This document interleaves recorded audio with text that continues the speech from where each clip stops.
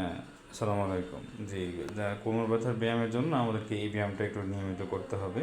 এটার জন্য হচ্ছে সকালে 10 মিনিট, বিকেলে 10 মিনিট, রাতে 10 মিনিট এই ব্যায়ামটা করবেন। করার পূর্বে আগে চিত হয়ে এভাবে শোবেন, শুয়ে দুই হাত দুই পাশে রেখে রিল্যাক্স থাকবেন দুই পাশে। তারপরে ডান হাতটা বাঁকা করবেন, ডান হাতটা বাঁকা করে 1 থেকে 20 পর্যন্ত গণবেন। একেবারে বুকের সাথে যতটুকু লাগানো যায় লাগিয়ে 1 থেকে 20 পর্যন্ত গণবেন। 20 পর্যন্ত গণা শেষ হলে পা দুটা আবার সোজা করে রাখবেন।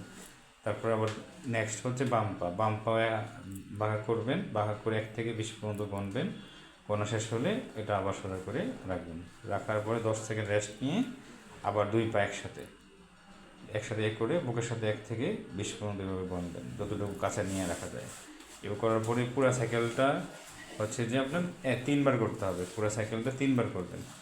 করার পরে এরকম করে চিত হয়ে শুয়ে যেতে হবে।